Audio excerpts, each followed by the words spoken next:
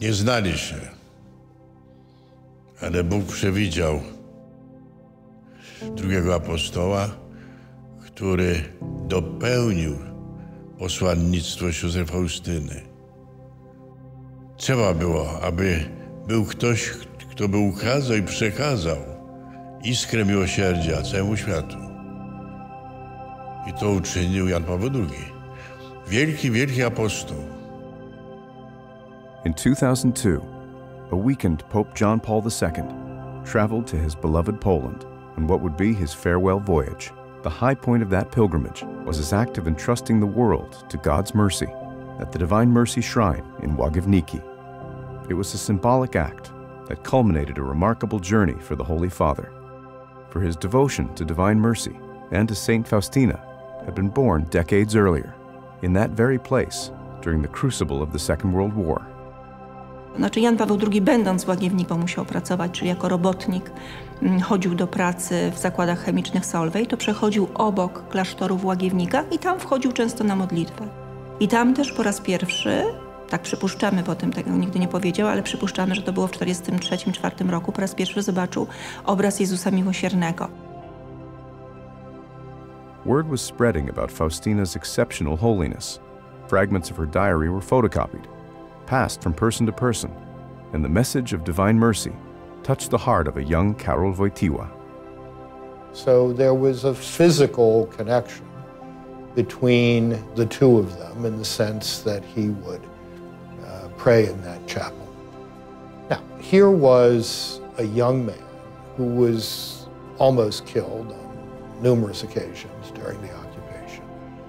And where does he go to try to make some sense out of all this? The chapel where Faustina herself prayed and where the image of the Divine Mercy is displayed in the chapel. That's another seeming coincidence that in the designs of providence was not a coincidence. Myślę, że Karol Wojtyła był przekonany, że Faustyna została mu w jakiś sposób zadana. Był mistykiem, o czym ciągle jeszcze za mało wiemy. Ona była mistyczką, chociaż się świetnie rozumieli. Gdzieś tam na tych falach, o których nie mamy pojęcia. After the Second World War ended, the devotion to divine mercy continued to spread. However, misunderstandings led to a temporary ban on the devotion imposed by the Vatican.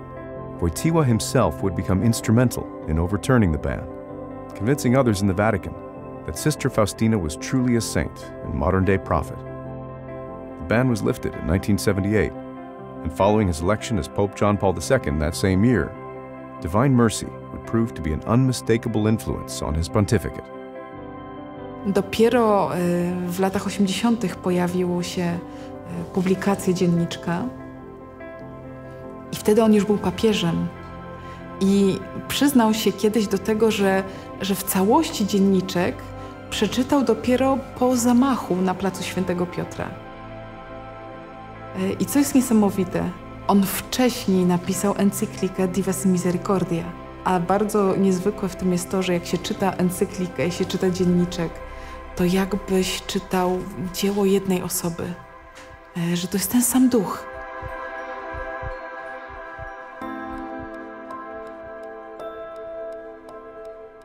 Zresztą w ogóle w miłosierdziu jest dużo czułości. Ja ciągle mam przed oczyma taki obraz przekazywany przez wszystkie telewizje świata, jak Jan Paweł II był w brazylijskich slumsach i oddał swój pierścień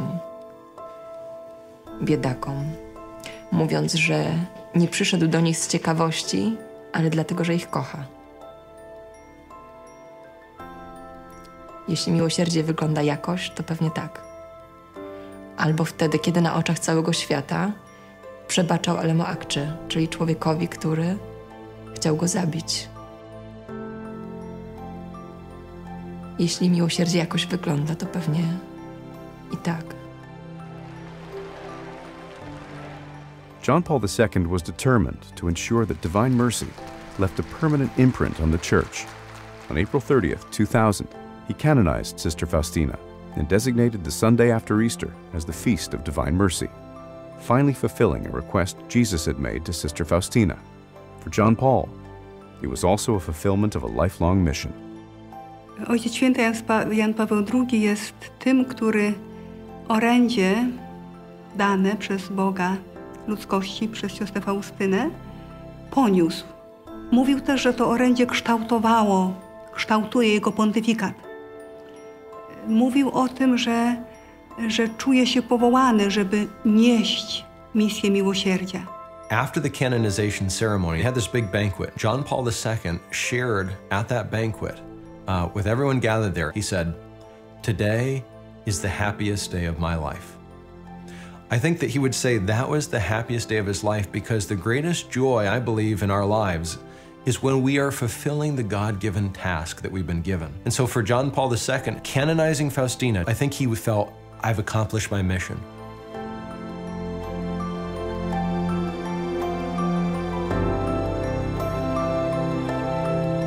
April 2nd, 2005 was the day before Mercy Sunday. John Paul was dying. Cardinal Stanisław Dziwisz relates that he felt this imperative in his heart. So he set up the Vigil Mass for Divine Mercy Sunday. John Paul was going in and out of consciousness.